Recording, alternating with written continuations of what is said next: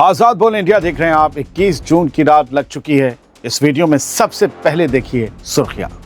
Iran की जीत का Israel के अंदर ही बज गया डंका। ताजा सर्वे में कैसे 92% इसराइलियों ने नेतन्याहू के लिए खड़ी कर दी मुश्किल, बताएंगे हम। अमेरिका की कैपिटल के पास अचानक क्रैश हुआ प्लेन, मारे गए सभी लोग निकले इसराइल के शहरी। और स्ट्रेट ऑफ होर्मुज के मेन रास्ते पर बिछी हैं ईरान की 80 खतरनाक बारूदी सुरंगें। एक रिपोर्ट ने कैसे पूरी दुनिया की ऑयल सप्लाई में मचाया हंगामा, बताएंगे हम। शुरुआत करते हैं इस शो की बड़ी खबर से। इसराइल के अंदर अब ईरान की जीत का डंका बज रहा है और सबसे दिलचस्प बात यह है कि ये डंका खुद इसराइली बजा रहे हैं। नेतन्याहू जिस जंग को अपनी सबसे बड़ी जीत बता रहा है, उसी जंग को अब इसराइल के लोग, इसराइल के आवाम ईरान की जीत मानने लगे हैं। दोस्तों, ये खबर, ये सर्वे नेतन्याहू के दावों के मुंह पर एक करारा तमाचा नहीं तो और क्या है। सुपर पावर की बैसाखी पर खड़े होकर ईरान पर हमला करने वाले इसराइल ने इस जंग में हासिल क्या किया, क्या खोया, इसका जवाब अब खुद इसराइल के आवाम दे रही है। 21 जून 2026 की शाम को सामने आए एक नए सर्वे ने इसराइल की सियासत में हलचल मचा दी है। खबर के मुताबिक 92% से ज़्यादा इसराइलियों का ये कहना है कि हालिया जंग और उसके बाद अमेरिका के साथ हुई डील में असली जीत ईरान की हुई है। जंग और डील दोनों में ईरान जीता है, ये इसराइली कह रहे हैं। 92%। सबसे बड़ी बात पता है क्या है? नेतन्याहू के अपने राइट विंग ब्लॉक यानी कट्टरपंथी वाला जो ब्लॉक है, उसके वोटर्स में भी 93% लोगों ने ये माना है कि इस जंग से फायदे में ईरान ही निकला है। सर्वे के मुताबिक 82% से ज़्यादा लोगों का कहना है कि ईरान के खिलाफ चली 6 हफ्ते की जंग से इसराइल की सिक्योरिटी और कमज़ोर हुई है, जबकि 86% लोगों ने जंग के नतीजे और ईरान अमेरिका डील दोनों पर नाराज़गी जताई।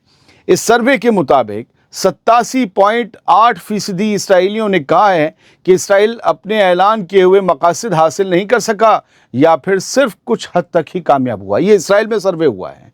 72.5% लोगों ने नेतन्याहू के उस दावे को भी खारिज कर दिया जिसमें उसने कहा था कि इसराइल ने बड़ी कामयाबी हासिल की है और अपने वजूद पर मंडराते हुए खतरे को ख़त्म कर दिया है। बोले खतरा बरकरार है। दोस्तों, Israeli prime minister Benjamin Netanyahu की कारगुजारियों पर भी लोगों ने सख्त नाराज़गी जताई। 56.4% लोगों ने नेतन्याहू को नाकाम या बहुत ख़राब बताया, जबकि 26% से ज़्यादा लोगों ने ये अच्छी रेटिंग उसे दी। इस साल मार्च में जहां 40.5% लोग नेतन्याहू को दोबारा प्राइम मिनिस्टर देखना चाहते थे, वहीं जून में ये तादाद घटकर सिर्फ 29% या इससे ज़्यादा रह गई है। यानी ईरान ने बेंजामिन नेतन्याहू की इमेज को एक बहुत बड़ा डेंट पहुंचाते हुए उस पर लूजर का ठप्पा लगा दिया है। अब एक कमाल की बात सुनिए, सिर्फ नेतन्याहू ही नहीं, डोनाल्ड ट्रंप भी इस सर्वे में लोगों का भरोसा हासिल नहीं कर सके। 69.1% लोगों ने जंग और उसके बाद के हालात को संभालने में ट्रंप की कारगुजारी को भी नाकाम बताया। हालांकि इसके बावजूद 48% से ज़्यादा लोग या इसराइलियों का ये कहना है कि इसराइल को हिजबुल्लाह के खिलाफ फिर बड़ी मिलिट्री कार्रवाई करनी चाहिए, चाहे इसके लिए डोनाल्ड ट्रंप से टकराव ही क्यों ना हो जाए, इसराइली कह रहे हैं। यानी जिस जंग को नेतन्याहू टोटल विक्ट्री का नाम देता रहा ईरान के खिलाफ, उसी जंग के बाद अब इसराइल के अंदर से आवाज़ उठ रही है कि ना मकासद पूरे हुए, ना सिक्योरिटी बेहतर हुई और ना ही जीत मिली, बल्कि इसराइल के अपने लोग ही ये कह रहे हैं कि इस जंग का असली फ़ायदा ईरान को हुआ है, यानी ईरान की फतह हो गई है। अंधभक्त टाइप के जो लोग हैं उनसे मैं कह दूं, द टाइम्स ऑफ इसराइल की इस हेडलाइन को पढ़ लें। 92% of Israelis believe Iran emerged as winner after war and deal with US. यानी 92% इसराइलियों का मानना है कि ईरान इस जंग का विजेता है, ईरान फातेह है। दूसरी खबर की तरफ बढ़ते हैं। इसराइल के लिए ये एक बुरी खबर है। अमेरिका में एक प्लेन हादसे में 3 इसराइलियों की मौत हो गई है। बताया जा रहा है कि ये हादसा अमेरिका की राजधानी, अमेरिका की कैपिटल वाशिंगटन के करीब हुआ है, जहां एक छोटा ट्रेनिंग प्लेन अचानक क्रैश हो गया। रिपोर्ट्स के मुताबिक हादसा अमेरिका के मैरीलैंड में हुआ, जो अमेरिका की दारुल हुकूमत के करीब मौजूद है। इस प्लेन में एक पायलट और 2 मुसाफिर सवार थे और तीनों की ही मौके पर मौत हो गई। खबरों के मुताबिक ये प्लेन एक लोकल फ्लाइट स्कूल का था और मुमकिन है कि हादसे के वक्त ट्रेनिंग फ्लाइट पर था। फिलहाल इस जहाज़ के गिरने की असली वजह अब तक सामने नहीं आई है। मामले की जांच जारी है। यानी इसराइल के लिए एक और ये बुरी खबर ऐसे वक्त में आई है जब मुल्क पहले ही गज़ा, लेबनान और ईरान से जुड़े लगातार तनाव और जंग के असरात का सामना कर रहा है और उसके अंदर अपने लोग ही नेतन्याहू के दावों की हवा निकाल रहे हैं। अब सुनिए ये एक बड़ी खबर। ईरान की 80 बारूदी सुरंगों ने दुनिया को हिलाकर रख दिया है। दोस्तों, जंग तो रुक गई, लेकिन होर्मुज़ स्ट्रेट अब भी पूरी तरह खुला नहीं है। दुनिया की सबसे अहम समुद्री राह पर अब भी ऐसा खतरा मौजूद है जिसने इंटरनेशनल ट्रेड और ऑयल सप्लाई को बड़ी टेंशन में डाल रखा है। एक ताज़ा रिपोर्ट आई है और इस रिपोर्ट के मुताबिक होर्मुज़ स्ट्रेट के बीच वाले रास्ते में बीचों बीच में अब भी करीब 80 बारूदी सुरंगें यानी माइंस बिछी हुई हैं। जहाज़ यहीं से गुजरना बेहतर समझते हैं, पानी थोड़ा ज़्यादा है यहाँ पर। जब तक इन बारूदी सुरंगों को हटाया नहीं जाता तब तक जहाज़ों की आवाजाही पहले की तरह बहाल होना आसान नहीं है।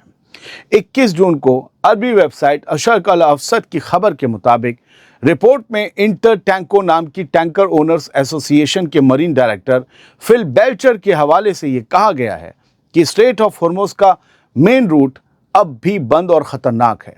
उनके मुताबिक इतनी बड़ी तादाद में माइंस यानी बारूदी सुरंगें हटाने में अच्छा खासा वक्त लगेगा। बताया ये गया है कि जंग के दौरान ईरान ने ईरान और ओमान के बीच बने ट्रैफिक रूट के बीचों बीच ये माइंस बिछा दी थीं ताकि टैंकर्स और दूसरे जहाज़ों की आवाजाही को कंट्रोल किया जा सके। रिपोर्ट के मुताबिक इस वजह से हज़ारों समंदरी मुलाजिम और सैकड़ों जहाज़ महीनों तक फंसे रहे। कुछ जहाज़ रात के अंधेरे में ओमान के करीब से गुजरे, जबकि कुछ ने ईरान के कंट्रोल वाले रास्ते से गुजरने के लिए फीस भी दी, चुंगी भी दी। शिपिंग इंडस्ट्री का कहना है कि अभी जहाज़ एक तंग और मुश्किल रास्ते से गुजर रहे हैं जहां हादसे का खतरा भी ज़्यादा है। पत्थरों से जहाज़ नीचे टकरा सकते हैं। इसके अलावा जंग के दौरान नेविगेशन सिस्टम में दखलंदाजी की रिपोर्ट्स ने भी जहाज़ों की आवाजाही को और ज़्यादा मुश्किल बना दिया। रिपोर्ट में यह कहा गया कि अभी भी करीब 600 जहाज़ गल्फ के अंदर मौजूद हैं, 600 जहाज़। इसीलिए हालात एकदम पहले जैसे होने में काफ़ी वक्त लग सकता है। कुछ एक्सपर्ट्स का तो यहाँ तक कहना है कि इस साल के आखिर तक भी होर्मुज़ स्ट्रेट में आवाजाही पूरी तरह से नॉर्मल होना मुश्किल दिखाई देता है।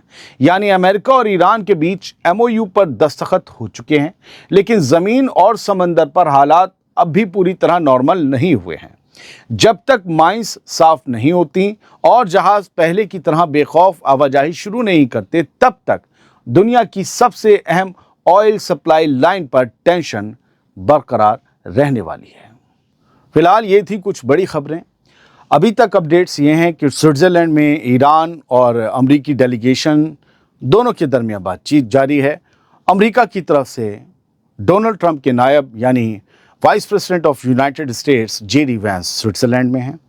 इसके अलावा ईरान की तरफ से जो दो बड़े चेहरे इस वक्त स्विट्ज़रलैंड में हैं वो हैं मोहम्मद बाकिर गालिबाफ, पार्लियामेंट स्पीकर ईरान के, और ईरान का जो सबसे फेमस चेहरा है मुश्तबा खामनी के बाद यानी कि Abbas Araghchi, foreign minister of Iran.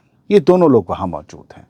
इस डेलीगेशन को लीड तो मोहम्मद बाकिर गालिबाफ कर रहे हैं, लेकिन अरागची आपको सबको पता है क्या है।